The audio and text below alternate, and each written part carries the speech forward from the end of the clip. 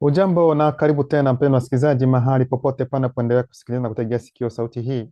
Hii ni sauti ya ndugu yako Imani Mchimbo katika siri ya mambo yaliyofichika, na kwa ruhusa yake Luba Tite naja tena mbele zenu wapendwa wasikilizaji, na kipindi hiki na mada ambayo tayari mzaliwa pia ambaye ni Zulula San ameshatoa kwetu.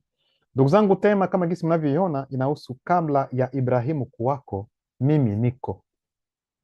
Kabla ya Ibrahimu aidha Abrahamu kuwako mimi niko.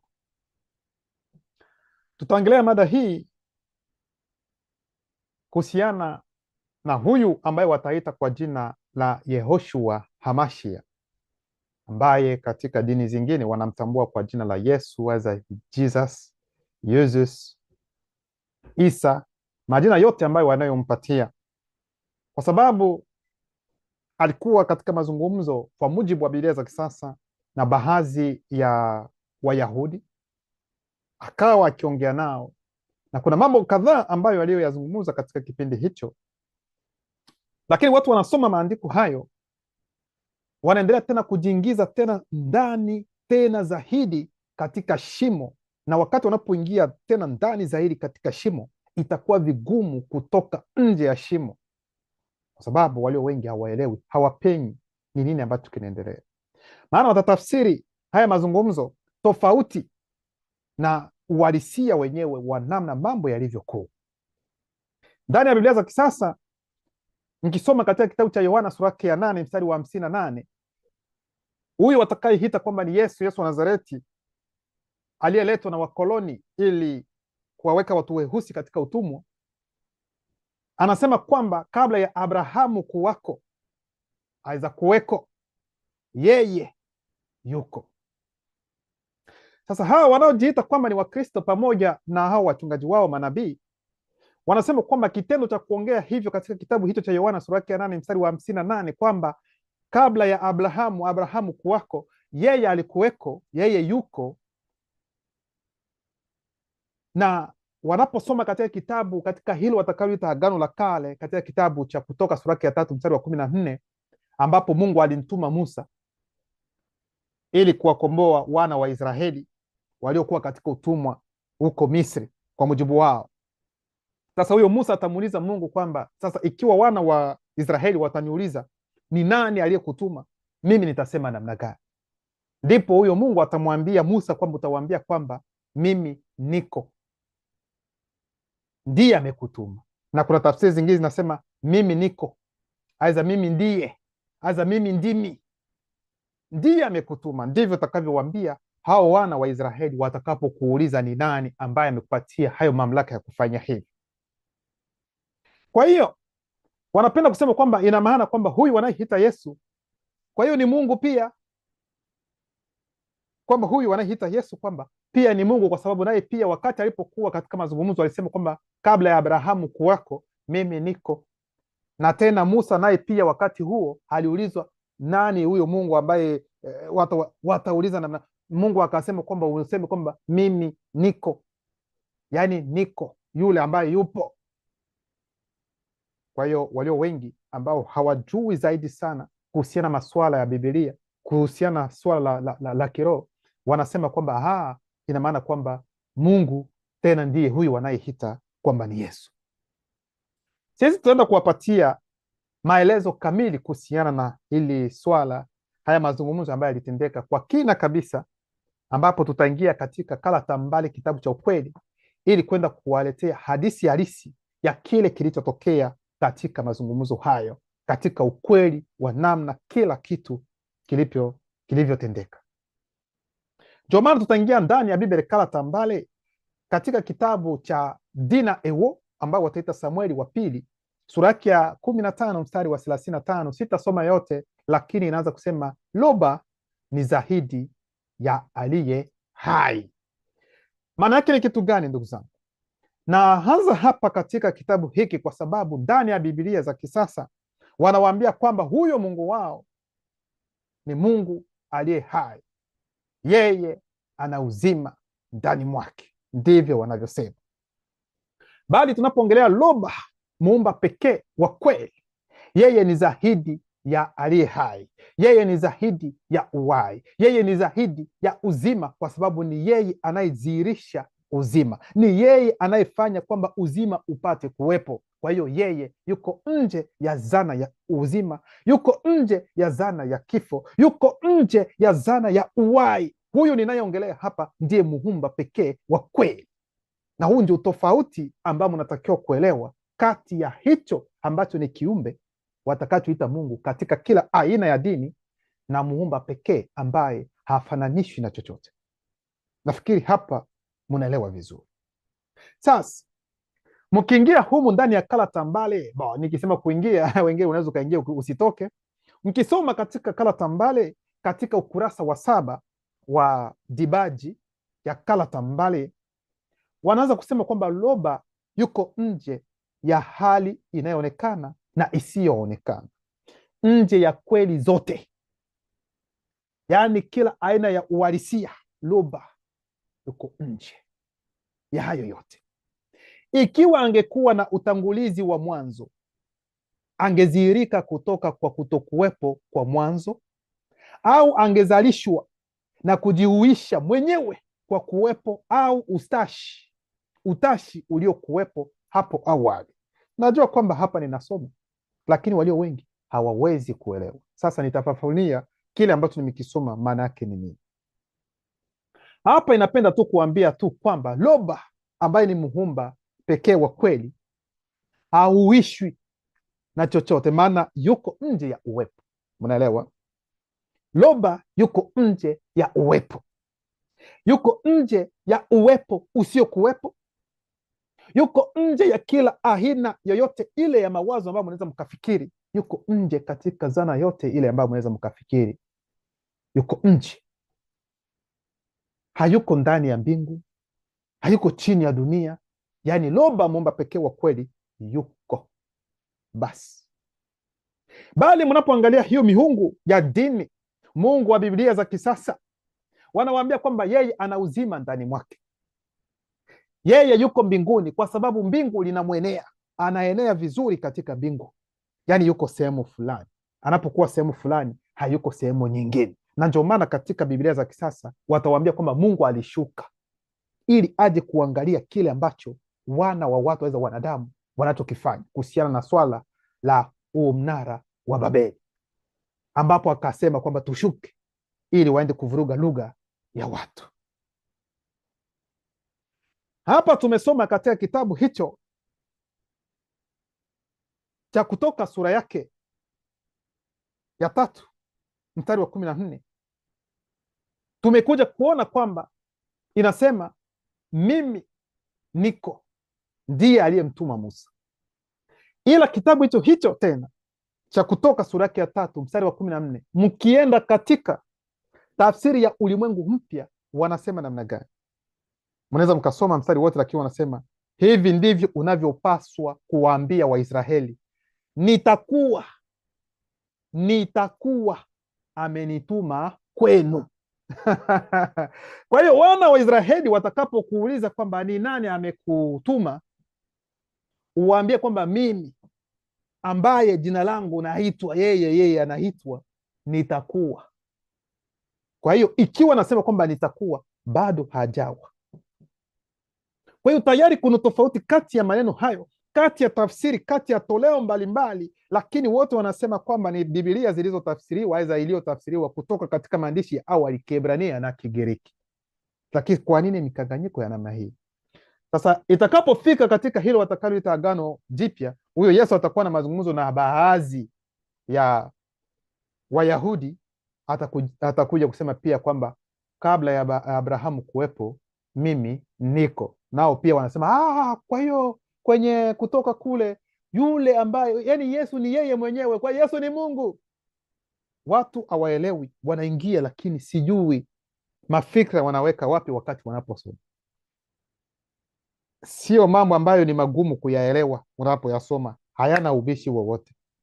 Ni vizuri tu kuelewa anaposema kwamba kabla Abrahamu hajakuwepo yeye yupo, maana yake nini? Kwa sababu hiyo Biblia yenu ya kisasa inasema hivyo kwamba kabla hajashuka Mungu ampatie tena ule uwezo ile nguvu ya aliyokuwa nayo kabla hata miisho hata dunia ijaumbwa. Ina maana kwamba alikuwepo tangu muda huo. Sasa anaposema kwamba Abrahamu kabla hajakuwepo yeye yupo, kwa nini inawashangaza? Kwa nini inawapatia ugumu? Kwa nini inawapatia aina nyingine ya kufikiri kusema kwamba yeye ndiye Mungu? Mnaona? Sasa tutaenda kuwaambia ni nini ambacho kilitendeka na historia halisi ilikuwa namna gani, mazungumzo hayo yalifanyika namna gani hadi wakafikia kuongea haya. Kwa hiyo ni kupenda kuonyesha kwamba huyu ambaye wataita muumba, ambaye ni Mungu, ambaye anaabudiwa katika dini zote, yani anaenea katika, yani yuko katika majira na nyakati. Yeye yupo katika majira na nyakati, yuko ndani, kwa sababu yuko amehifadhiwa, yuko sehemu. Sasa huyu ambaye tutaenda kuwatambulisheni ndani ya Kala Tambale ni Kristo wa kweli, ambaye ni Jokisabe, ambaye yeye ndio Kristo wa kweli, na rangi yake alikuwa ni mweusi, kwa sababu mambo ya kiroho ni swala la rangi, hakuna ubaguzi ndani yake, lakini ni kuweka utaratibu wa kila jambo kama gisi ilivyokuwa tangu awali. Jokisabe ambaye ni Kristo wa kweli, yeye yupo, alikuja, alifanya kile ambacho alitakiwa kufanya, alirudi na hayuko mbinguni. Yes, Jokisabe wetu sisi hayuko mbinguni. Yesu wenu yuko mbinguni na Mungu wake kwenye mkono wa kulia huko, kwa sababu Mungu wenu ana mikono. Anapokuwa na mkono wa kulia atakuwa na mkono wa kushoto. Ni nani aliye kwenye mkono wa kushoto wa Mungu sasa, ikiwa Yesu yuko kwenye mkono wa kulia? Aidha mtasema ni Roho Mtakatifu. Hatuko huko. Kwa hiyo huyu ambaye tutaenda kuelezea hapa, huyu ndio Kristo wa kweli, ambaye walichukua historia yake, kwa sababu huyo Yesu hajawahi kuwepo. Lakini historia ya huyu ambaye tutakuongelea kwa siku ya leo ndio watakayochukua na kupachika na kuweka katika hivyo vitabu vyao na kusema kwamba yeye ndiye mkombozi aliyekuja kukomboa dunia. Na mnaposoma vizuri tena watawaambia kwamba ni yeye aliyekuja kukomboa wana waliopotea wa nyumba ya nani? Israeli. Tutaenda polepole ili mpate kujua ni nini ambacho kilitendeka. Alikuja, alikuwa mweusi na alikuja kwa ajili ya kila nani? Alama ya kulesa. Mtaenda kujua. Ndio maana tunaenda katika kitabu cha Kudumanemula, ambaye ni Kristo wa kweli, kitabu chake sura yake 29 kuanza mstari wa kwanza hadi mstari wa pili. Inasema hivi: baadaye Jokisabe akiandamana na mitume wake akapaza sauti. Kuna nukta mbili: mimi ndiye mwanga ung'ahao katika hali inayoonekana, asiyeanzishwa anifuatai hata tembea katika ubaridi wa giza, bali atakuwa na nuru ya uzima. Na nuru hii ndiyo nuru ya kweli iliyokuja katika hali inayoonekana, ili kumwangazia kila mtu asiyeanzishwa, anayejulikana, wa watu weusi, aliyetumbukizwa katika ujinga. Maana sote tulikuwa katika ujinga. Mimi ninayeongea hapa nilikuwa katika ujinga kama wewe unayenisikiliza, ambaye bado hajakubali ukweli huu. Nilifikiri kile ambacho mimi nilikuwa nimepokea kutoka kwa wazazi wangu kwamba ulikuwa ukweli halisi, lakini sikupata hata siku moja kuchunguza kile nilichoelezwa na wazazi wangu. Maana niliamini wazazi wangu, niliamini mababu zangu kwamba kile ambacho wamekipokea ndio ukweli halisi, na yeyote ambaye anakuja kuongea utofauti na hilo nilimchukulia kwamba yeye ni mpinga Kristo, yeye ni mtu wa kuchomwa, yeye ni mtu ambaye hatakiwe kuongea chochote kwa sababu hayuko katika ukweli. Na ndivyo ilivyo hata nyinyi ambao bado mungali katika hizo dini, mnajihisi kujifariji kwamba mko katika ukweli. Nani pia nilikuwemo, labda nilikuwa tena zaidi kuliko hata wewe unayefikiri kwamba wewe uko katika ukweli. Maana wanaonijua wananijua. Kwa hiyo nikupenda kusema kwamba unaweza ukajiridhisha kusema kwamba uko katika ukweli, lakini unapochunguza kile ambacho umeamini kama vile ukweli, utakuja kugundua kwamba ni uongo mtupu. Maana hatuna muda wa kutosha sisi watu weusi wa kuchunguza. Tunapenda kupewa historia na tunaweka katika akili. Na hata mtu anaweza kaleta na vidhibitisho kuonyesha, angalia imeandikwa hapa, atasema kwamba no, hilo mimi sijui hilo. Kile ambacho nimefunzwa ndio uhalisia wa wenyewe. Kwa hiyo watu wako katika ujinga. Sasa Jokisabe ambaye ni Kristo wa kweli, yeye amekuja kwa ajili ya aina ya watu hao, lakini wanaojulikana, kwa sababu sio kila mmoja ambaye yuko katika giza ndiye anayejulikana, ambaye anatakiwa kuondolewa katika giza ili aingie katika nuru. No, ni wale ambao wanajulikana. Sasa utajuaje kwamba wewe unajulikana? Ndio, aiza hapana, kwa sababu mimi siwezi nikajua kama unajulikana. Aiza hapana, kwa sababu ni roho za giza kula vitu ndio wanajua. Mzaliwa wa pili anajua, mimi sijui. Sisi tunaongea kile ambacho anatupatia, na yule ambaye anakubali ni neno ndio linafanya kazi yake. Sasa na nuru hii ndiyo nuru ya kweli iliyokuja katika hali inayoonekana ili kumwangazia kila mtu asiyeanzishwa anayejulikana wa watu weusi aliyetumbukizwa katika ujinga. Sasa hapa wanamwambia kwamba Joe Kisabe amekuja ili kumwondoa mtu mweusi kutoka katika kifo cha kiroho. Alikuja ili kumwondoa mtu mweusi katika mitego ya shetani Mlima Bobe, kwa sababu lengo la shetani Mlima Bobe ni kwamba watu weusi wapate kupita kwenye hukumu, yaani waende pamoja naye, kwa sababu yeye alitenda dhambi na hataki kwenda yeye mwenyewe. Na mtajiuliza kwa nini zaidi sana watu weusi? Kwa sababu yeye mwenyewe ni mweusi. Kwa hiyo mweusi anapokuwa na hasira na mtu mweusi, nyote mnajua, na ndio maana hali mnaona kama gisi ilivyo. Hilo mnatakiwa kulielewa. Kwa hiyo roho zote za gizo kula vitu ni weusi, tofauti na demon ni damu mchanganyiko na aina za wazungu, hizo ni demon. Hiyo sio mada.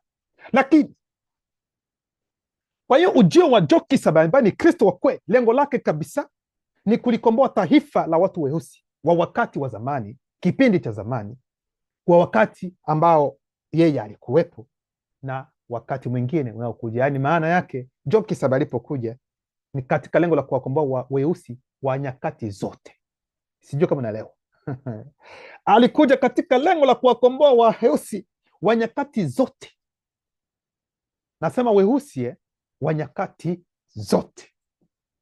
Lakini sio weusi tu, ni wale weusi ambao sio kwa sababu uko mweusi lazima utaokolewa, no. Kwa sababu yeye atakuja na neno, atakuja na Injili, atakuja na habari njema, atahubiri habari njema. Unatakiwa kukubali, unatakiwa kutembea kulingana na ujumbe ambao amekumbatia.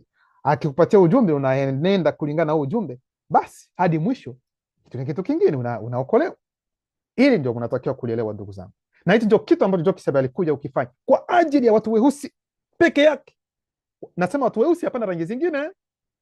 Ndio maana andiko hilo watakuja wataweka ndani ya Biblia za kisasa, wakasema kwamba Yesu anakuja anamwambia yule mwanamke kwamba nimekuja tu kwa ajili ya wana kondoo waliopotea wa nyumba ya Israeli. Mnaona hao wajinga gisi walivyotuingiza wakoloni, walivyotuingiza katika mambo yao. Lakini cha kushangaza, yeye ambaye ametumwa na baba yake ili aje akomboe kondoo zilizopoteza nyumba ya huyu wanayeita Israeli, mwanamke huyu ambaye ni Mkanani tena, anampatia mkate ambayo baba yake alimkataza asipatie. Au tuambie umekuja kwa ajili ya watu wote, hizo umekuja kwa sababu ya nani? Ya wana wa Israeli. Sasa ikiwa umekuja kwa wana wa Israeli katika lengo hilo tu, kwamba jukumu lako limesimamia tu kwa kabila la Israeli tu, sasa kwa nini yule mwanamke Mkanani tena alipewa ukombozi?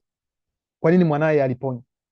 Au imani lake limekuwa na, yani ina maana kwamba huyu Yesu alikuwa na huruma sana kuliko baba yake ambaye alimpatia jukumu la kusema wende tu kwa taifa hilo hilo. Hapa ndipo mnatakiwa kuelewa ni nini ambacho walituibia. Historia yetu ndio walihiba, na muende kuelewa gisi historia yetu ilivyokuwa. Ndio maana tunaenda katika kitabu cha Kalata Batupenda Mudi, yani kitabu cha manabii ndani ya Biblia. Kalata mbali, kitabu cha kwe ambacho hakina mkanganyiko wala kosa lolote. Unaweza kaagiza kupitia leseditionsulasan.com. Kitabu cha manabii sura yake ya kwanza mstari wa 5 hadi 7 inasema namna gani? Joe Kisabe akawajibu, nilitumwa kwa watu weusi tu. Mnasikia? Kitabu cha manabii, yani Kalata Batupenda Mudi sura yake ya kwanza mstari wa 5 hadi 7. Kwenye mstari wa 5 anaanza kusema Joe Kisabe akawajibu, nilitumwa kwa watu weusi tu. Na hilo ndio andiko ambalo walibadilisha, kwamba Yesu anasema nimetumwa tu kwa wana wa Israeli waliopotea. No, Kristo wa kweli ambaye ni Joe Kisabe ambaye ni mweusi, yeye alikuja katika lengo la kuwakomboa watu weusi peke yake. Sasa wakachukua hiyo hadithi wakapatika hicho kiumbe ambacho hakijawahi kuwepo. Nafikiri hapa mnaelewa vizuri, kwa sababu mkifuatilia mijadala ya hao Waislamu wa Kristo watawaambia kwamba nabii wa mwisho ni nabii huyu, mtume wa mwisho ni mtume wetu, kwamba yule ambaye aliyetabiriwa ni nabii wetu. N'importe quoi. Huo wote ni upuuzi mtupu, kupotezea watu tuseme wakati. Hizo dini zote ziko hapo katika lengo la kumpotezea kwanza mtu mweusi muda wake, ili afariki katika ujinga, ili apite kwenye hukumu. Hizo dini zote nasema kuanzia dini zote dunia nzima zote ni za uongo. Hivi mnafikiri kwamba sisi tuna wazimu kusimama tu na kuongea kwamba dini zote ni za uongo? Ni wazimu aidha namna gani? Mnafikiri ni wazimu? Tunajua nini tunachokiongea.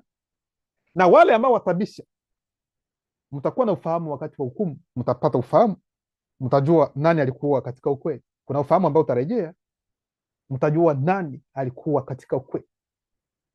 Aidha ni hizo takataka ambazo wakoloni walileta, Waarabu ambao waliweka watu weusi utumwani, aidha hao wazungu ambao waliweka pia watu weusi katika utumwa. Mkoloni wakati gani anakuja kupatia kitu ambacho kitakukomboa? Anatamani kwanza amalizi kabisa, achukue mali yako yote ambayo iko katika udongo wako. Ana haja kama vile kuhamisha, kumalize, ili kwamba achukue nafasi yako. Analeta Biblia na kuonyesha kwamba angalia, utaingia katika paradiso yetu. Hiyo ni ndoto hiyo. Acheni haya mawazo yako, na usipokubali kwamba utaenda kuungua, moto wa hupo n'importe quoi. Wamekuja kutuweka katika uoga wa ajabu kwamba ukikunywa tu sigara, ukivuta ukinywa tu pombe, hata glasi moja ya pombe, tayari aidha bia, unafariki, unaenda kuungua. Imeandikwa wapi? Ukivaa suruali ukifariki. Mwanamke hawezi kuvaa suruali, wote wanaovaa suruali wote wataenda kuungua. Mwanamke ambaye amejipaka wanja akifariki ataenda kuungua. Imeandikwa wapi katika Biblia zetu? Imeandikwa wapi katika maandiko yetu? Hayo ndio mafundisho ambayo walikuja katika lengo la kutufanya tuwe na woga, yani tusiasi. Na ukianza kuoji sana, watakwambia wewe hivi ndivyo alivyokuwa akisema, nyinyi msikilize kile ambacho tunachowaambieni, msifuatilie matendo yetu. Kikawaida matendo na imani vinatakiwa kuambatana, lakini ikiwa matendo ni tofauti na kile ambacho mmeamini, hilo halipo, hilo imani halipo, limekufa. Kwa hiyo Jokisaba alikuja tu kwa ajili ya watu weusi wa nyakati zote, na ndio maana kabla ya ujio wake kuna manabii wengi ambao walitokea, kuna manabii ambao walitumwa, kuna mitume wengine ambao nikasema walikuja sasa baadaye, lakini hao wote ambao walitumwa, waamuzi walitumwa mapema katika lengo la kutayarisha njia, na kutayarisha njia za hao wawili, wa kwanza na wa pili. Maana tuko katika kipindi cha wa pili. Msifikiri kwamba kuna watatu, hakuna. Yeye ndio, kuna mzaliwa wa kwanza, mzaliwa wa pili, na imeisha. Yaani sisi ambao tumezaliwa katika kipindi hiki, tumezaliwa katika kipindi cha unabii, wakati ambapo mzaliwa wa pili alitakiwa kuja miaka mamilioni na mamilioni iliyotabiriwa kwamba atakuja, na amekuja katika kipindi chetu. Sisi tuna ufahamu wa hai. Hiyo ni neema namna gani tulio nayo? Kaka, dada, hii neema unapenda kuipoteza kwa sababu ya hizo takataka za dini ambazo ukwambia ukifuata hivi utaenda kuungua, utafanya hivi, weka sadaka pale, Mungu hatakubali nini. Yaani unatakiwa kujua namna gani ya kutembea kulingana na njia ya utakasi. Hicho ndio kitu ambacho ni muhimu. Maana unapenda kupoteza maisha yako kwa sababu ya hizi takataka ambazo zimeletwa na wakoloni, hizo takataka za dini ambazo zimeletwa na wakoloni katika lengo la kumweka mtu mweusi katika utumwa wa kiroho, asijifafanue. Weusi walio wengi ambao wamesoma, wana madigrii za ajabu ajabu, lakini wanaenda kufumania, kukaa kujikunja kwenye kisanamu ambacho kimechongwa na walevi, wakapaka rangi, unakibusu kwamba ni mkombozi wako. Kweli tunapelekwa wapi? Kwa sababu dini zimeweka watu kama watoto. Unapokuwa katika dini, yani ni kama vile mtoto. Hata ndio maana mtaona wengine wanapolishwa hizo komonyo zao, ni watoto wanalishwa, wanachukuliwa hivi, yani ni watoto, hauwezi ukafikiria. Ndivyo wakoloni walivyofanya katika lengo la tuweka kabisa katika ujinga wa hali ya juu. Jokisaba akawajibu, nilitumwa kwa watu weusi tu. Sasa ikiwa Jokisaba alitumwa tu kwa watu weusi peke yake, na tunajua kwamba katika dunia hii kuna rangi zingine ambazo si weusi, yani tuna wazungu na damu mchanganyiko wako hapo. Sasa wao kitu gani ambacho kitatendeka kwao? Na hapo ndio maana baada ya kuona kwamba Jokisaba yeye amekuja kwa ajili ya watu weusi, wakaona kwamba ni muda sasa wao pia kuleta manabii wao, ili kusema kwamba na huyu nabii amekuja kwa ajili ya taifa fulani ya rangi ambayo ni tofauti na mweusi. Ikiwa mjui, ndio hivyo.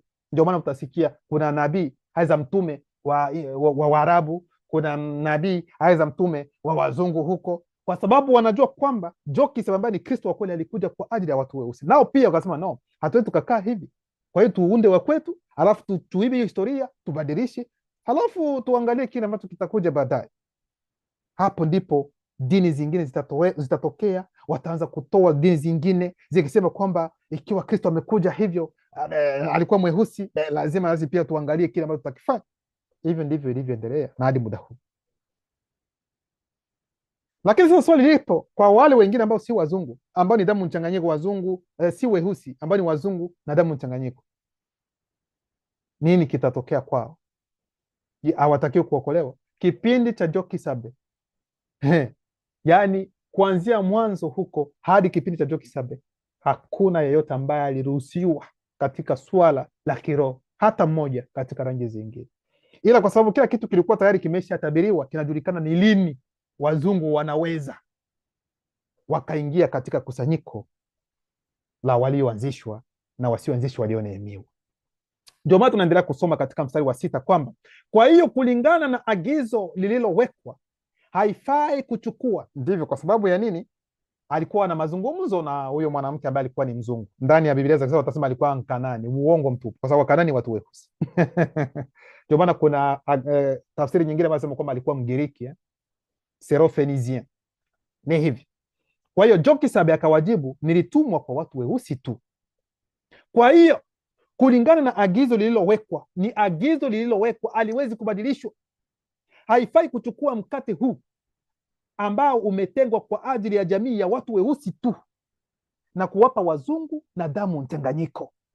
Mnaona? Ndio huu mstari ambao watachukua ndani ya Karata Mbali, watabadilisha, watasema kwamba huu mkate ambao umeletwa, Yesu ameleta mkate kwa ajili ya wana wa Israeli, na huu mkate sio vizuri kuugawa, kuwapatia mbwa ndani ya Biblia za kisasa. Hapo ndipo tunaona kwamba wanapoongelea kuhusiana na mbwa, hii ndio mnaona hapa ni nini ambacho kilikuwepo. Yaani wao wenyewe wanajichukulia kwa muda huu kama ni mbwa tu. Mnasikia? Narudilia ili mpate kuelewa vizuri. Kwa hiyo kulingana na agizo lililowekwa, haifai kuchukua mkate huu ambao umetengwa kwa ajili ya jamii ya watu weusi tu na kuwapa wazungu na damu mchanganyiko. Mnaelewa? Lakini wa pili atakapokuja kwa wakati wake, ataweza, sio lazima, akitaka ataweza kuwakubali kwa sharti kwamba wajisalimishe kabisa kwa neno la Tite. Yaani wazungu, kuna unabii ambao upo kwamba wao wanaweza tu kukubalika wakati ambapo mzaliwa wa pili atakapojizirisha. Ndio huu wakati ambao tupo, ni neema yao sasa. Kwa hiyo mzungu ambaye anaishi katika kipindi hiki, damu mchanganyiko ambao wanaishi katika kipindi hiki, wana neema yao kubwa. Lakini hata hiyo neema inaweza ikawa, lakini wanatakiwa kujiweka katika neno na wajiweke kabisa, kama wajisalimishe kabisa, sio mguu huko mguu huko, no. Na hapo ndipo mzaliwa wa pili mwenyewe ndiye atakayeamua, akitaka kwamba hata haitawezekana, haiwezekani, kwa sababu yeye ndio ana ufunguo wa hayo yote. Kwa hiyo ni kipindi hiki, na ndio maana muda huu unaweza mkaona katika kundi letu tuna wazungu, tuna damu mchanganyiko, kwa sababu ndio wakati huu. Lakini wakati wa Joki Sabe hata kuona wezi. Ndio maana mtaona wakati ambapo Jongwane alipokuwa akiwabatiza watu kwa maji ya fumbo, yani maji ambayo ilikuwa ni fumbo la utakaso, kuna aina ya kuna wametisi damu mchanganyiko ambao walimjia ili kwamba apate kuwabatiza. Akasema ish nani ndio anaweza kuwafanyia hivi, kwa sababu hata kama niwapatie Loba na uwezo wa kugeuza ambayo mnaona hapo na kuwa wana wa Loba kuliko nyinyi kupata hiyo ishara ya ubatizo.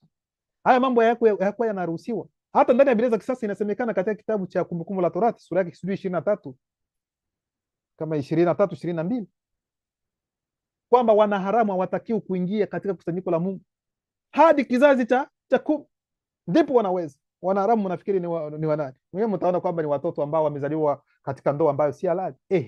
Hizo ndio tafsiri zetu, lakini ukiangalia kwenye tafsiri zingine za Biblia wanaoonyesha kwamba wametisi ni wazungu, ndio wanaharamu ambao wanaongelewa katika kitabu cha Kumbukumbu la Torati sura yake 22. Kwa hiyo haya yote pia mnatakiwa kuelewa. Kwa hiyo dunia mzima, wapendwa, inatakiwa kujua kwamba neno ni moja tu, yaani kweli ni umoja. Hakuna kweli mbili, kweli ni moja, na kweli iko hapa mbele yako. Nje ya kweli hii ambayo naisikia hakuna wokovu. Mnaona mimi ninaoga, naongea, najua nini ambacho naongea, sina wasiwasi. Nje ya ukweli huu hakuna kweli nyingine. Nje ya ukweli huu hakuna wokovu kwako. Unaweza ukajifariji kwamba unampenda Mungu, utaharibisha muda wako. Nakwambia hakuna wokovu, kwa sababu wokovu unatakiwa kwanza ukweli, msingi uwe ni ukweli. Lakini hizo dini zote, imani zote, msimamo wao, msingi wao ni dhambi tupu, ni uongo, ndio msimamo ambao upo. Kwa hiyo mfanye angalisho, ndugu zangu. Kwa hiyo ikiwa tunasema kwamba ukweli ni mmoja tu, yaani ni neno ambalo Jokisab amelileta, ambaye ni Kristo wa kweli, na ni neno pia ambalo mzaliwa wa pili amelileta, ni neno lile lile ambalo Jokisab alileta, ndio mzaliwa wa pili naye amelileta, ni lile lile tu. Kwa hiyo nje ya Jokisab, Kristo wa kweli, hakuna mkombozi mwingine, hakuna kukombolewa. Hata mjifariji namna gani, nasema hata mjifariji namna gani, mjihisi kwamba mna upendo, mnapenda Mungu, mnapenda watu, hizo ni hisia tu, ni miemko. Nawaambia hapa ndio mmefika kwenye ukweli halisi ambao utabadilisha watu, ukweli wa asili ambao hauna lawama yoyote, hauna ubaguzi ndani yake, lakini unaongelea ukweli sahihi kama gisi ulivyokuwa hapo awali. Na hiki ndio kitu ambacho mnatakiwa kukielewa.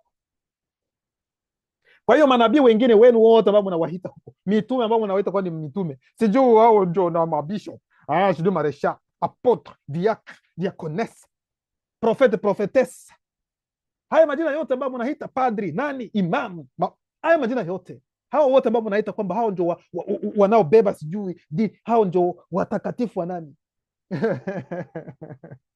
oh Yesu ndio mkombozi. Haya yote hayo ni kuwapotezea watu weusi wakati tu, kwa sababu ni shetani anayewazubaisha kupitia demoni za matukio. Yaani ni shetani aliye nyuma yao ili kuwaweka watu katika usingizi wa kiroho. Watasema kwamba sisi ni makanisa ya uamsho. Uamsho wa namna gani? Uamsho upi? Ni makanisa yote ya usingizi, sio uamsho. Uamsho wa namna gani? Ni makanisa ya usingizi kabisa. Watu wanalala tena wanaendelea kulazwa kweli kweli, wako fofofo, yaani usingizi ambao unaitwa usingizi wa fofofo. Lakini wale ambao neno limeruhusu kwamba wapate kusikia ukweli, tayari wameshaanza kuamka,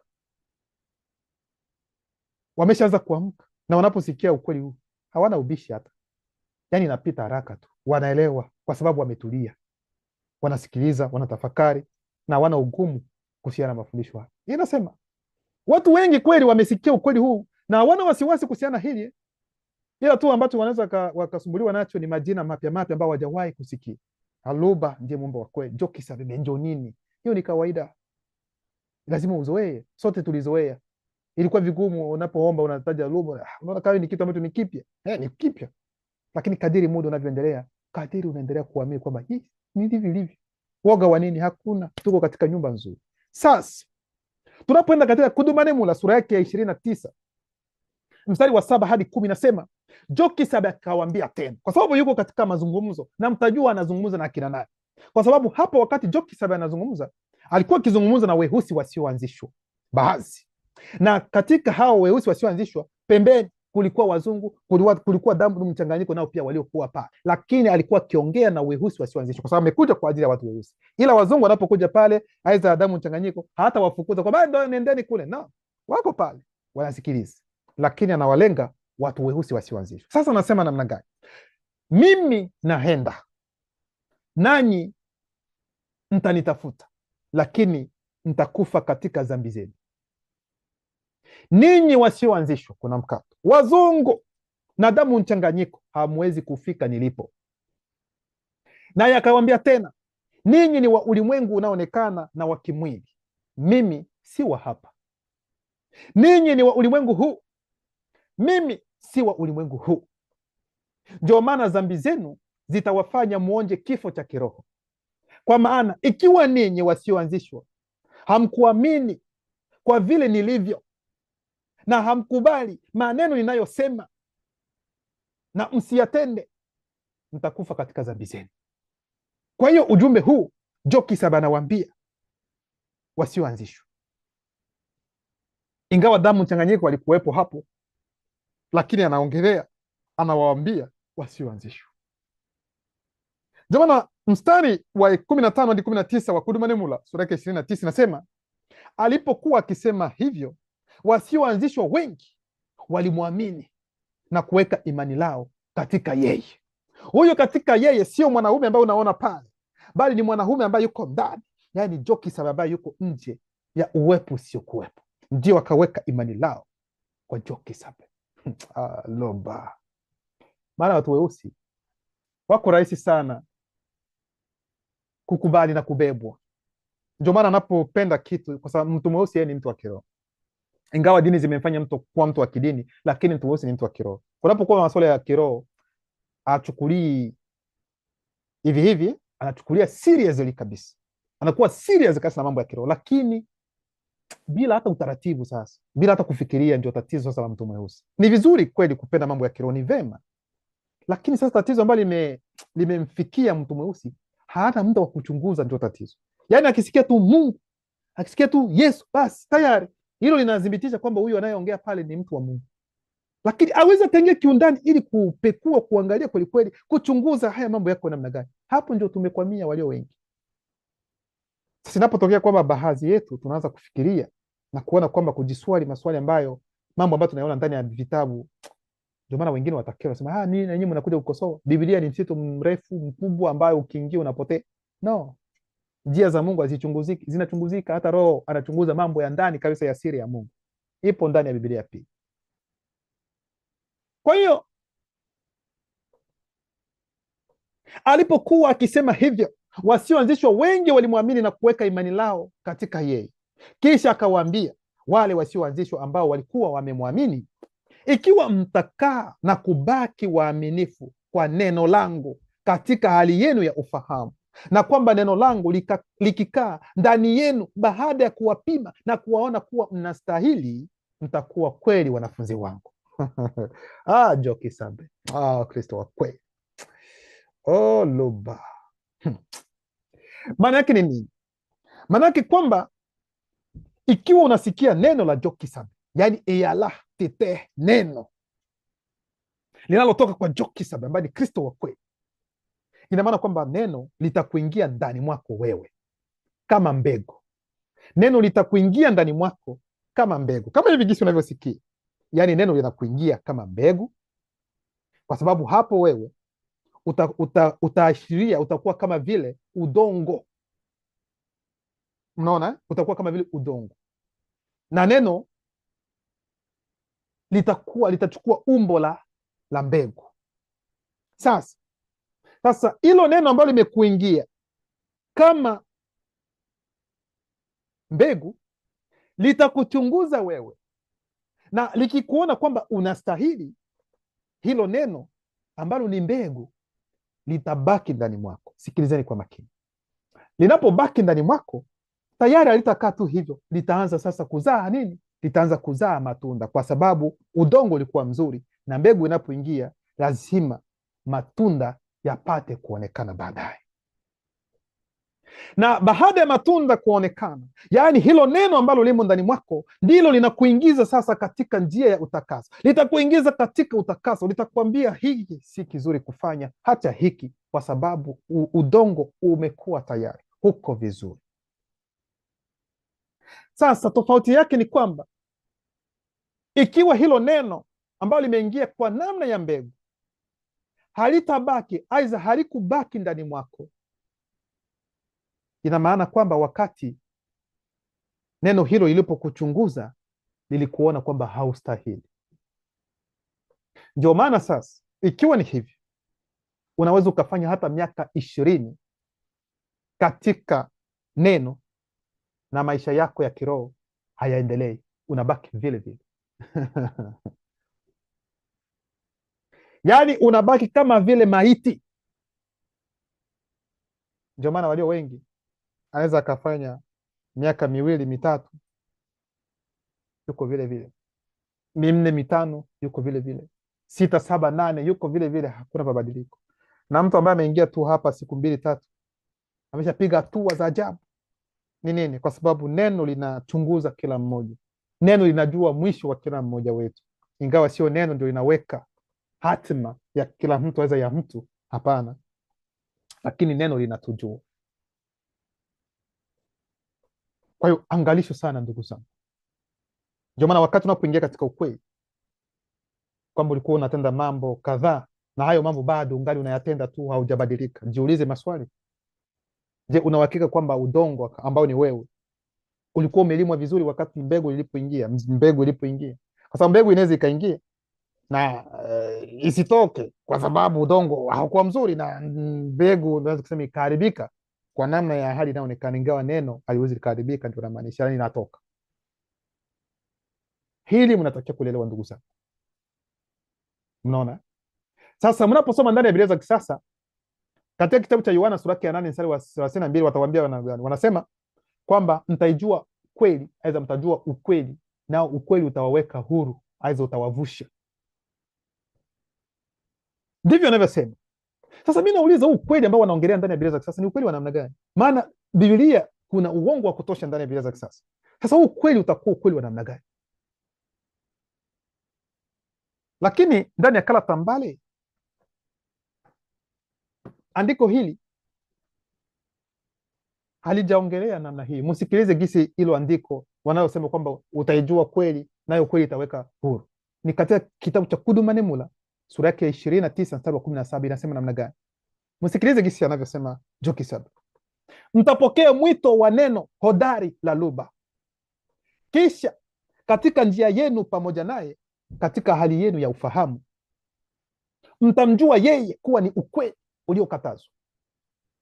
Kuanzia hapo na kuendelea, yeye ambaye ni ukweli uliokatazwa wa lugha atawaanzisha kibinafsi katika kutawazwa kiungu, ndipo mtawekwa huru kutoka kwa vifungo vya kifo cha kiroho, na mtawekwa huru kabisa kutoka upinga ukweli. Unaona, hivi ndivyo andiko linavyosema. Ndipo damu mchanganyiko wakamjibu maana hapa haya mambo ambayo Jokisab ameongea, anawaambia wasioanzishwa, watu weusi wako pale wanasikiliza. Damu mchanganyiko wako hapo wanasikiliza, lakini Jokisab yeye macho yake yanajielekeza tu kwa weusi, kwa sababu amekuja kwa ajili yao. Anawaambia kwamba mtapokea mwito wa neno hodari wa lugha, na mkikubali, mkifanya hivi, angalia, mtakuwa huru hivi na hivi. Sasa walio pale pembeni ambao ni wasioanzishwa, ambao ni damu mchanganyiko, wanasema no, Jokisab, mbona umetubagua? Sikilizeni, ndio maana sasa damu mchanganyiko wakajibu, sisi pia ni wa jamii ya Patriaki Sango. Sisi pia ni wa jamii ya Patriaki Sango ambao wataita Abrahamu. Nasi pia ni baadhi, nasi pia ni itu, sisi ni uzao pia wa Sango. Sasa wewe unatuacha pembeni, kwa nini? Ni weusi tu, kwa nini unatuacha? Kwa nini unataka tu kuwakomboa hawa watu weusi, kuna mabano, wasioanzishwa? Kwa hiyo wakamuuliza Jokisab, kwa nini wao tu ndio unapenda kuwakomboa, alafu sisi sasa? Kisha baadhi ya wasioanzishwa walimwambia Jokisab. Jokisab hakujibu kuwahusu wasioanzishwa. Wakamwambia Jokisab, hatujafanywa watumwa kimwili na mtu yeyote. Namna gani unasema kwamba tutakuwa huru? Kwa sababu Jokisab aliwaambia katika mstari wa 17 kwamba yeye ambaye ni ukweli uliokatazwa wa lugha atawaanzisha kibinafsi katika kutawazwa kiungu, ndipo mtawekwa huru kutoka kwa vifungo vya kifo cha kiroho, na mtawekwa huru kabisa kutoka upinga ukweli. Wao wakapenya kwamba sisi hatujawahi kuwa wafungwa. Hatujafungwa, angalie minyororo iko wapi? Hatujawahi hata historia, kwa sababu hii historia ya watu weusi kwenda utumwani katika Ulaya za Marekani, haya mambo yalikuwa bado hayajatokea. Kipindi hiki yalikuwa utumwa huu ulikuwa bado hujatokea. Wakati Jokisab anaongea hapa, huu utumwa ulikuwa bado hujakuwepo. Marekani ilikuwa bado hujakuwepo. Ulaya, naposema majina ya hizo nchi za Ulaya ama mengine yalikuwa bado hayajakuwepo, ingawa udongo ulikuwa tayari, hiyo hatujakataa, lakini majina ambayo mnajua wakati huu yalikuwa bado hayajakuwepo. Kwa hiyo sasa, Joki Sabe, wewe unaposema kwamba sisi tutakuwa huru, uhuru wa kitu gani? Na sisi hatujawahi kuwa watumwa. Ni weusi hao wanamuuliza wasioanzishwa.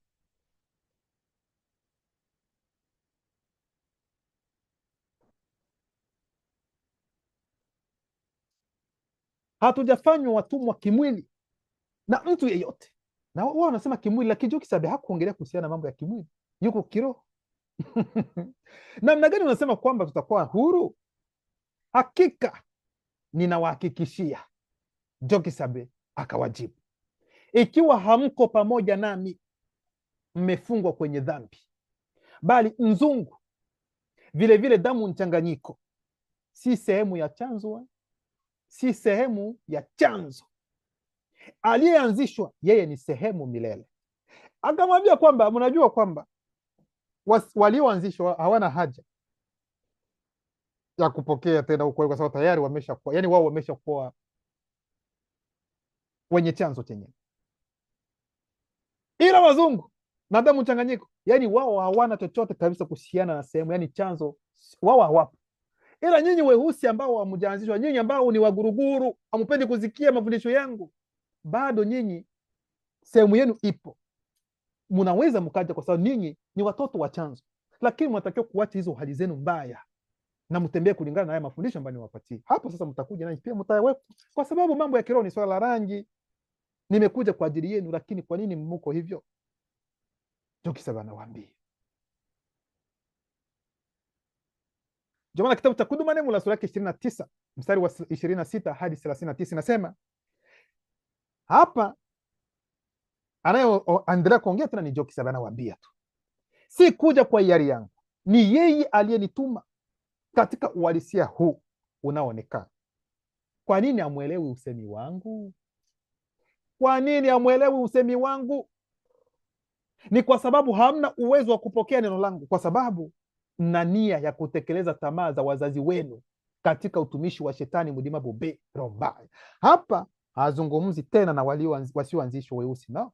Hapa amewageukia sasa wale damu mchanganyiko, akawaambia kwamba nyinyi hamwezi. Kwa nini? Kwanza amwelewi usemi wangu, kwa sababu nyinyi sio wa chanzo. Kwanza nikiongea hamwezi mkapenya chochote ambacho kile mimi nakiongea,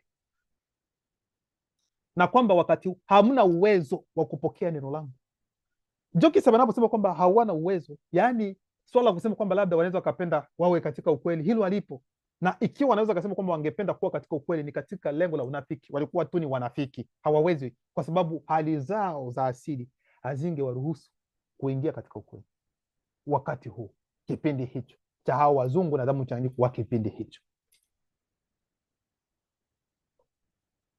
Tangu mwanzo wa uwepo wa mtu, Joki Sabe anasema shetani mudima bobera mbai alishikamana kumng'oa mtu wa ndani kutoka kwa sheria ya neno la luba. Hakusimama katika ukweli kwa sababu hamna ukweli ndani yake. Anaposema uongo, anautoa kutoka kwa kina chake, kwa sababu yeye ni mpinga ukweli na mchochezi wa uongo. Lakini mimi Joki Sabe nasema ukweli, na mimi ndimi ukweli. Hii ndio sababu hasa hamniamini mimi. Hii maneno Joki Sabe, Kristo wa kweli ambaye alikuwa mweusi, yaani yeye anajitambulisha kwa walio katika hali inayoonekana, lakini walio wengi hawamkubali. Ndivyo tulivyo wakati huu, tunaongea kuhusiana na ukweli. Mzaliwa wa pili yupo, tunaongea walio wengi hawakubali, sababu sehemu ambayo imekubali hawezi wakalinganishwa na dunia yote mzima. Sio wengi kulingana na dunia yote mzima, gisi umati wa watu ulivyo. Kwa hiyo nimekuja, nimewaletea hili, lakini walio wengi hamkubali. Na kwa nini hawakumkubali? Kwa sababu walikuwa wanaona ni mwanaume tu ambaye yuko hapa, ambaye wanaangalia tu mwili huu wa nyama, wanaishia hapa. Ndio maana ndani ya Biblia za kisasa watawaambia kwamba huyo mtoto wa nani wa seremala, huyo mtoto wa Yusufu, huyo mtoto wa hivi, kwa sababu wanaishia tu kuona mwili, hawapenyi kuhusiana na yule ambaye yuko nje ya mwili wa kimwili. Na tena kitu kingine ni kwa sababu alikuwa ni mweusi. ambaye alikuwa mbele yao, kwa sababu mtu mweusi yani ndio ukweli wa uumbaji. Yani ukiona mtu mweusi, yani unaona ukweli, yani uhalisia wa uumbaji, ndio mtu mweusi. Hey, Luba. Yani ukimwona mtu mweusi, yani moja kwa moja unajua kwamba kila kitu kinachomzunguka kiliumbwa kwa ajili yake katika lengo maalum, na huo ndio ukweli. Rangi zingine hazikukubali ujumbe wa Joe Kisabe, kwa sababu Joe Kisabe alikuwa ni mweusi na akizungumza mbele yao. Sasa kwa haya maneno ambayo tunaongea hapa, jinsi Joe Kisabe alivyowaweka wazi, mnafikiri historia yake itafanyiwa namna gani baadaye? Hapo sasa mnaanza kupenya sasa vizuri haya maneno ambayo anaongea hapa mbele hao wazungu na damu mchanganyiko. Hivi mnafikiria historia yake itabaki hivyo hivyo tu kwa haya maneno ambayo ameongea hapa? Joe Kisabe anasema, lakini mimi nasema ukweli na mimi ndimi ukweli. Maana yake nasema nilivyo na niko ninachokisema. Ndivyo Joe Kisabe anawaambia. Ni nani miongoni mwenu anayeweza kunishtaki mimi kwamba nimefanya kosa moja au kunishawishi kutenda dhambi? Joe Kisabe, Kristo wa kweli, anauliza ni nani? Ila huyu anaita Yesu huyu. Hey! Kuna andiko ambalo tukatoa hivi namna gani anavyotenda dhambi. Mwongo wa ajabu. Yuko hadi kwenye msalaba anatenda dhambi. Mkono wa kulia kuna wanasema nani? Mnyang'anyi mmoja, mwingine yuko hapa. Wawili huku wanaanza kusozana. Kama wewe ni mwana wa Mungu, au tuokoe, ujiokoe na utuokoe sisi nasi. Mwingine akasema, hey, wewe waona woga, yeye hakufanya chochote, sisi tulifanya hivi na hivi na hivi. Yesu akageuka akamwambia, leo hii leo hii jioni hii, usiku huu, leo hii utakuwa nami peponi. Huu ni uati kwenye msalaba, anaongea uongo.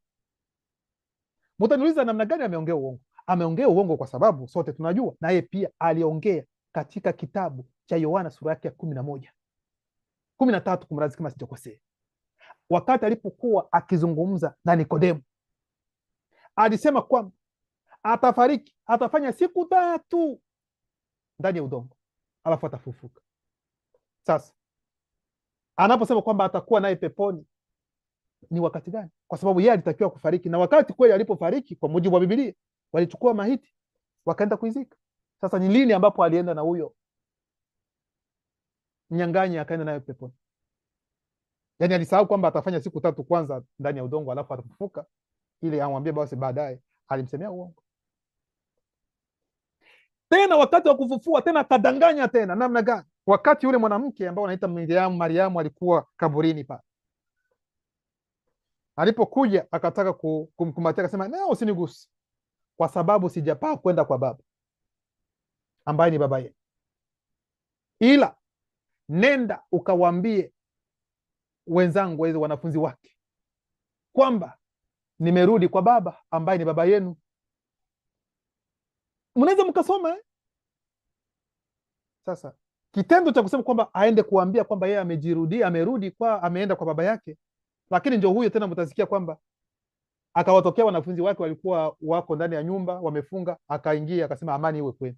Wewe si umesema ulimwambia mwanangu kwamba umeenda kwa baba yako, tena umekuja kufanya kitu gani hapa? Yaani maisha yake huyu wanayeita Yesu yalikuwa tu ni kudanganya tu. Alipokuwa katika njia ya Emmaus, anaelekea Emmaus, akakuta wanafunzi wawili wanaenda wanaongea, wananongona, akawauliza kwa sababu hawakujua kwamba ni Yesu, nini mnaongelea nini?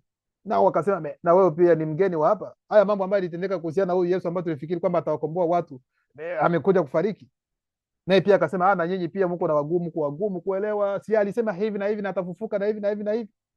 Sasa walipokaribia kufika katika kijiji hicho, Yesu akafanya kana kwamba anaendelea na safari. Kitendo cha kufanya kana kwamba anaendelea na safari ni uongo wa vitendo. Yaani alifanya kuwaaminisha hao wanafunzi wake kwamba anaendelea, lakini hailikuwa lengo. Na hapo ndipo wanafunzi wakamsia, hii mwalimu, hii hapana, unaenda wapi? Twende hapa. Yani anafanya kama vile anaendelea na safari, lakini sio lengo lake. Alikuwa anaona ili hajue kama watamwambia kwamba kuja twende aza namna gani. Huu ni uongo wa vitendo. Ni kama vile mtu unaingia ndani ya treni, aza ndani ya basi, lakini hauna pesa. Sasa yule ambaye anakuja kuuliza kuhusiana na tiketi, anakuja kutoza pesa zake, wewe uko pale sasa unaanza kutafuta unatafuta kwenye mfuko, kwenye pochi, unaona nini? Wewe mwenyewe umeingia, unajua kwamba hauna pesa, lakini unapenda kumwaminisha yule anayekuja kuuliza pesa kwamba ulikuwa nazo, lakini labda zimekuanguka. Huu ni uongo wa vitendo. Hata kama hujaongea tayari umeshatema uongo, na hicho ndio kitu ambacho Yesu alichokifanya. Huyo Yesu tena atasema, wakati anaongea na huyu Nikodemo, akasema kwamba hakuna mtu aliyewahi kupaa mbinguni, labda mwana wa mtu aliyeshuka kutoka mbinguni. Huyu ni uongo mtupu. Wakati alipokuja yeye, kwa mujibu wao, kikawaida angejua kwamba huyu anayeita kwamba ni Enoki alipaa mbinguni. Angetakiwa kujua kwamba huyu Elia alipaa mbinguni. Lakini namna gani anaweza kadanganya watu kusema kwamba hakuna mtu ambaye amepaa mbinguni? Na hawa wawili wote tuna ushuhuda, imeandikwa ndani ya maandiko kwamba walipaa. Kwa hiyo maisha yake yote ya huyu wanaita Yesu yalikuwa ni mambo ni mengi ambayo tunaweza tukaongea hivi kuonyesha uongo wa huyu wanayeita Yesu, kwamba ni yani ni wa mchongo, jinsi wanavyosema watu, ni wa mchongo. Ndio maana Jokis anawaambia hapa, yeye ni nani miongoni mwenu anayeweza kunishtaki mimi kwamba nimefanya kosa moja na kunishawishi kutenda dhambi? Bali nasema ukweli, na ni nyinyi mlioko hapa hamwezi kujiunga nami. Anayejulikana aliyewaloba anasikiliza na kutenda sheria za neno la loba. Hii ndiyo sababu hamsikilizi na hamtendi, kwa sababu hamtokani na udhihirisho wa mapenzi ya loba. Kwa ndio maana akawaambia kwamba nyinyi sio wana wa asili, kwa sababu mimi mumetokana na mbegu ambayo si ile ya asili. Ndio anawaambia. Sasa wakati anapozungumza hivi, mnafikiri kwamba historia yake itabaki hivyo hivyo? Sasa kwa hiyo mtumia busara, na ndio maana tunawaambia kwamba historia ilibadilishwa, yaani Biblia, historia ya Biblia ni historia ya watu weusi ambao walibadilisha, maana walikerwa kweli kweli, na wangeweka ingekuwa tatizo. Sasa hii historia mnafikiri inaweza kabaki hivi? Ndio maana wakaibadilisha, wakasema no, hiyo haiwezekani. Mbona ametuvamia sasa? Tutabadilisha, atakuwa sasa tutamweka kama vile yeye ni rangi ile, hii rangi ambayo inajulikana kwamba ni laana ile, ndio tutamweka kwamba atakuwa mtoto haramu. Ndivyo anavyofanya. Wakampiga kwamba Kristo alikuwa Yesu ambaye ni mzungu wa nywele ndefu, wa macho ya bluu, tafikiri labda ni mwanamke. Na ndani ya Biblia za kisasa inasemekana kwamba ni aibu mwanaume kuwa na nywele ndefu. Wanamwakilisha. Wewe wanasema kwamba imani hakuwa yeye. Sasa kwa nini wanamwakilisha kwa namna hiyo? Wamwakilisha hata kama sio, haitakuwa ukweli, lakini wamwakilisha afadhali iwe kama gisa alivyokuwa. N'importe quoi. Hii ndio sababu hamsikilizi na hamtendi, kwa sababu hamtokani na udhihirisho wa mapenzi ya loba. Ikiwa asiyeanzishwa akiniamini na kulishika neno langu, hapa naongelea sasa na weusi wasioanzishwa, hatapatwa na kifo cha kiroho. Joki sabe. Ndani ya Biblia za kisasa watasema Yesu anasema atakaye niamini mimi hatafariki. Mbona wote ambao walikuwa walifariki? Kwa sababu hawajui uhalisia wa namna gani wanatakiwa kuongea. Lakini Joki sabe anaongea kile ambacho kilikuwepo. Ikiwa asianzishwa akiniamini na kulishika neno langu, hatapatwa na kifo cha kiroho. Yani anaweza kafa kimwili, lakini kiroho ameokolewa. Ndio maana yake. Ndio maana, kwa sababu ukifa kifo cha kiroho, yani utapita kwenye hukumu. Ndipo wale wazungu na wale damu mchanganyiko wakajibu, kuna nukta mbili. Sasa tumesadikishwa kwamba wewe umepagawa na demoni ya kidini ya daraja la juu. Joki saba anazungumza na weusi wasioanzishwa, lakini wao parapara zao hawatulii. Wanaambia tumeona sasa kweli kweli wewe ni demon ya daraja la juu, ya kidini ya daraja la juu. Hiyo demon walijua hiyo ni demon ya namna gani? Mnaona? kwa sababu hawakupenya maneno ambayo Jokisab aliyoyazungumza, hawakupenya. Ndipo wale wazungu na damu mchanganyiko wakajibu, sasa tumesadikishwa kwamba wewe umepagawa na demoni ya kidini ya daraja la juu. Patriaki Sango ambaye wataita Abraham amekufa, vile vile manabii wa kale. Nawe unasema asiyeanzishwa akiniamini na kulishika neno langu hata patwa na kifo cha kiroho. Je, unafikiri wewe ni mkuu kuliko Sango? Manabii wa zamani pia wamekufa, unajichukulia kuwa nani? Hasira ikapanda, hasira itapanda, kwa sababu ni ukweli. Ukweli unapotolewa hivi, hasira, watu kama vile watamezana, watasema huyu kama tunaweza tukamaliza, labda bomu inaweza ikashuka tusikia amefariki. Awe kwa sababu ukweli unauma. Wanamuuliza Jokisab, unajichukulia wewe kama nani? Kwa sababu wamekerwa. Unaona gisi wamekerwa hapa, alafu historia yake waipate, alafu waiache kama ilivyo. Nyinyi tumieni akili, watu weusi, amkeni. Jokisab akajibu, mwalimu hawezi akakaa kimya. Akajibu sio kwa kiburi nini. Sango na manabii wa kale hawaja kufa kifo cha kiroho. Anawaweka kwanza kwenye mstari, hawakufariki kifo cha kiroho. Na kama ningejinasibisha utukufu wangu kutoka nje ya uwepo sio kuwepo, kama mtu aliyehatwa peke yake bila mudi, yani roho, hiyo isingekuwa na thamani yoyote katika agizo kula vitu. Anayenitukuza nitetee kupitia neno, yeye ambaye mnasema kuwa loba wenu. Jokisab, ninyi hamjui wakati mimi namjua, na kama ningesema simjui ningekuwa mwongo kama ninyi. Kwa hiyo ikiwa wao ni waongo, watakuja kufanya kitu gani katika ukweli, katika shirika, katika ebasi ya Jokisab? Waje kufanya kitu gani? Kwa hiyo Jokisab alijua kwamba ni wanafiki. Aliona asili yao gesi ilivyo, sio wazuri, asili yao ni mbaya.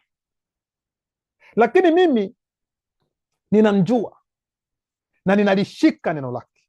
Patriaki Sango alikuwa na furaha. Hakika aliona kuzaliwa kwangu katika uhalisia huu unaonekana katika maono, na ya siku ambayo nitajizirisha kwake katika hali isiyoonekana. Katika hili alijawa na furaha. Tuko katika siku hizo. Ili jambo ambalo Jokisab aliweka ni, yani aliacha amelifunga ili hao wajanja walao kuja kutafsiri Biblia wasione hata kitu chochote. Haya maneno haya Jokisab, yani aliacha ameyafunga tap, ili waje kushikwa baadaye. Unajua ni nini ambacho tunasema? Huyu Yesu ndani ya Biblia za kisasa anasema kwamba huyo Abrahamu aliona siku yake na akafurahia. Mtafute katika andiko lolote lile ndani ya Biblia za kisasa, mtafute sehemu ambapo Abrahamu wakati alipokuwa bado yuko hai alisema kwamba kweli kweli aliona huyu Yesu akafurahia siku yake na mambo mengi. Tafuteni, mtapata hata sehemu moja. Kwa sababu ikiwa ni hivyo, yeye hawezi akaongea kitu tu ambacho yeye Abrahamu hatujasikia, hatukusikia hata sehemu yoyote ile amekiongea. Hivi mnaelewa? Hapo ndio mtajua ni namna gani walivyochukua historia na mambo mengine sio yani neno walikuruhusu wachukue, bali ndani ya Biblia kala tambale, wakati ambapo bado Sango anaishi katika hali inayoonekana, aliongea kuhusiana na hili. Aliona maono kuhusiana na Jokisab na akayaandika. Ndio maana katika kitabu cha Bebotedi sura ya Mwanzo, kitabu cha Mwanzo sura ya 22 mstari wa 18 inasema namna gani? Sango alipanda mti mchanga mbuyu ambao wataita baobabu, na akalihita jina la Luba, na akapata maono ya kuzaliwa kwa mkubwa wa wawili katika hali inayoonekana, na ya siku ambayo atajizirisha kwake katika hali isiyoonekana, na Sango alijawa na furaha. Ili inaongelea Sango gisi ilivyotokea. Kitabu cha Kuduma Nemula sura yake 29 mstari wa 40 nasema, wazungu na damu mchanganyiko wakamwambia, wewe bado haujafikisha miaka 50, umri wa mwisho wa huduma ya kakea kama wewe. Kwa hiyo wazungu na damu mchanganyiko wanakubali na wanaamini kwamba kweli kweli Kristo ambaye ni Jokisab yeye ni mkakea, Kakea ni Mlawi, au wanatambua, na walitambua kwamba sheria, yani kakea anapofikisha umri wa miaka 50, hapo sasa huduma yake anaisha. Sasa wewe Jokisab, huo umri wa miaka 50 tunapokutazama haujafikisha hata. Namna gani utasema kwamba wewe umeshamuona Sango? Kwa sababu ili umwone Sango, kwa sababu tunajua kwamba Sango ameisha fariki, unatakiwa nao pia labda ufariki, aweza uende ili kwamba upate kumuona huko. Sasa wewe hujafikisha umri ili kwamba useme kwamba umemuona, aweza umeacha alafu ukaenda kumuona huko. Hiyo haiwezekani. Ndani ya Biblia kisasa tunasema hivyo hivyo, haujafikisha hata umri wa miaka 50 na unasema kwamba umeona Abrahamu. Aha, ili kuambia kwamba huyu Yesu wenu hakufariki na umri wa miaka 33 kama jinsi wanavyofikiria. Kwa sababu alitakiwa kufikisha umri wa miaka 50. Kwa hiyo muelewe kwamba Kristo wa kweli ambaye ni Jokisab hakufariki, hakuuawa na wazungu na damu mchanganyiko akiwa na umri wa miaka 33. Hapana. Huduma ya huyu Yesu wenu ilifanya miaka 3 ndio mnasema yani kikawaida. Lakini Jokisab alifikisha hadi umri wa miaka 50 ndipo akamaliza kazi yake. Alafu wazungu na damu mchanganyiko wakamuua na akafufuliwa baadaye na akaondoka. Hivi mnaelewa vizuri? Kwa hiyo wanaposema kwamba huyu Yesu wao kwamba ni simba wa Yuda, ni wa kabila la Yuda. Aye. Kweli mnaamini nyote yeyote anayethibitisha kwamba, na maandiko yote yanayothibitisha kwamba huyu Yesu wao kwamba ni simba wa Yuda, ananguruma, kwamba yeye ni wa kabila la Yuda, sijui chupukizo ya Daudi, nyote muko maana mkikubali kwamba huyu Yesu wenu ni wa kabila la Yuda, yani mnamaanisha kwamba hakuzaliwa hata kimuujiza. Ikiwa mjuu mama yake yeye anaitwa Mariamu, si ndio? Mfuatilie Mariamu ni wa ukoo gani ndani ya Biblia za kisasa. Mariamu ni wa ukoo ya Walawi. Musome vizuri, kwa sababu yeye alikuwa wa familia moja na huyo anaita Elizabeth. Mnaona? Na watawaambia kwamba alikuwa ni Mlawi, alikuwa nani wa Haruni, na wa Haruni walikuwa Walawi. Sasa tukiwa kimwili, kikawaida huyu Yesu kwa sababu hana baba wa kimwili, na ikiwa ni mama yake ambaye alikuwa Mlawi ndiye aliyemzaa, automatically mtamwita kwamba yeye ni Mlawi tu, kwa sababu hana baba wa kimwili. Lakini yule baba yake mlezi ambaye anaitwa Yusufu, yeye kweli kweli huyo alikuwa nani, wa uzao wa Daudi.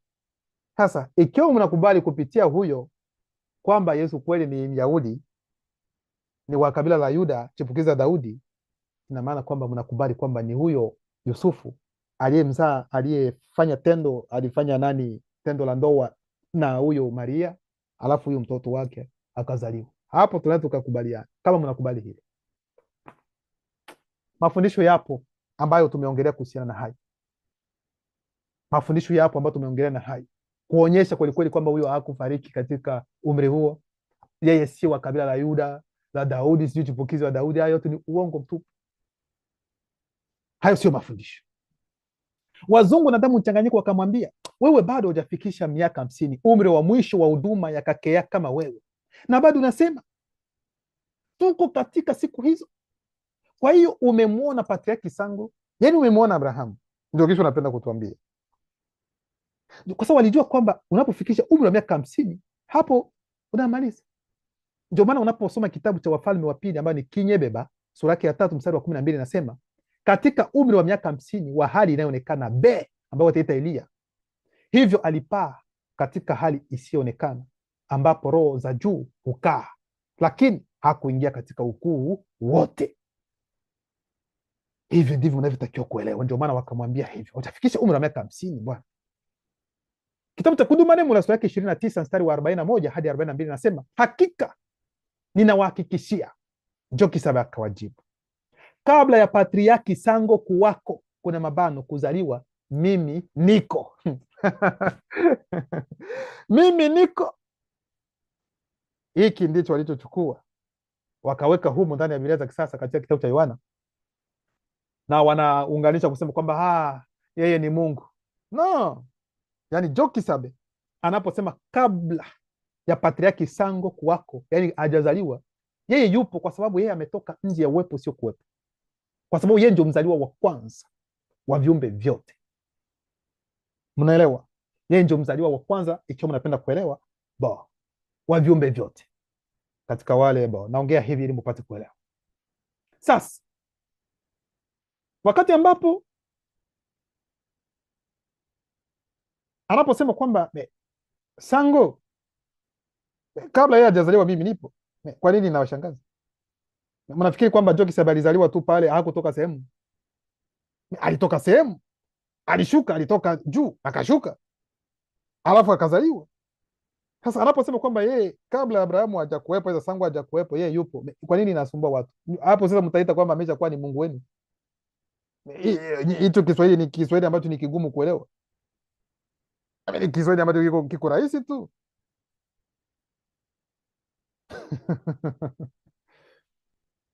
Tete wa pili na mimi hatugawanyiki na tu mmoja. Watachukua andiko hili wakaliweka tena ndani ya Biblia katika kitabu cha Yohana sura yake ya 10 mstari wa 30, ambapo inasema kwamba mimi na Baba tu mmoja. Sasa Wakristo wanasema kwamba maana Kristo aidha huyu Yesu anaposema kwamba yeye na Baba yake ni mmoja, ina maana kwamba Yesu ni Mungu, kwa sababu ni mmoja. Kwa hiyo Yesu ni Mungu. Hizi ni andiko za chekechea za watoto ambao hawana hata maarifa, ndio wanaweza wakaingia kuhusiana hii. Wanaposema aidha huyu Yesu wenu anaposema kwamba yeye na Baba yake wanakuwa ni mmoja, haijamaanisha kwamba Yesu ni Mungu, no. Hata ndani ya Biblia zenu wanasema namna gani? Mwanaume ataacha wazazi wake na ataambatana na mke wake, nao watakuwa mwili mmoja. Inamaanisha kwamba mwanaume atakuwa mwanamke Inamaanisha kwamba mwanaume anakuwa mwanamke na mwanamke anakuwa mwanaume?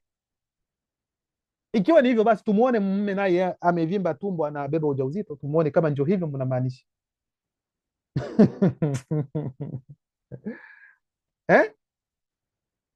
Ikiwa ni hivyo tena haijamalizika.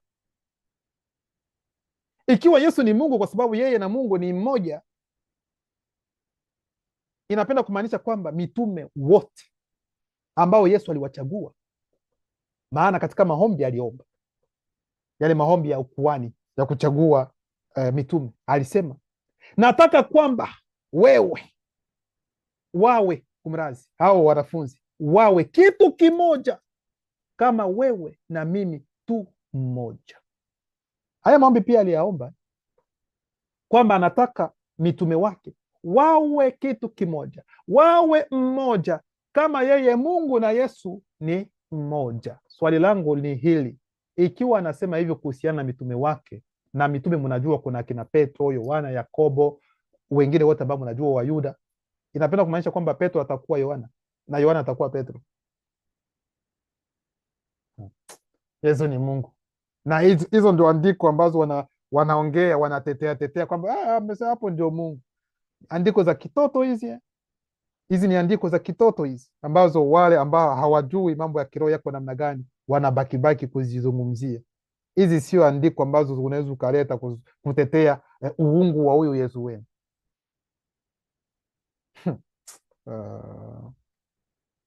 Kwa hiyo ndugu zangu, ukweli halisi ndio huu ambao mnausikia. Nje ya ukweli huu ni kifo cha kiroho, ni kupita katika hukumu. Hivi mnafikiri kwamba, narudilia tena, kwamba tuna wazimu, kwamba tumechanganikiwa ili kuja kusema kwamba dini zote duniani zote ni za uongo? Hivi mnafikiri kwamba tumebuni tu hasa tuongee hivyo tu kwa sababu ifurahishi watu, waweza tuwakokote watu?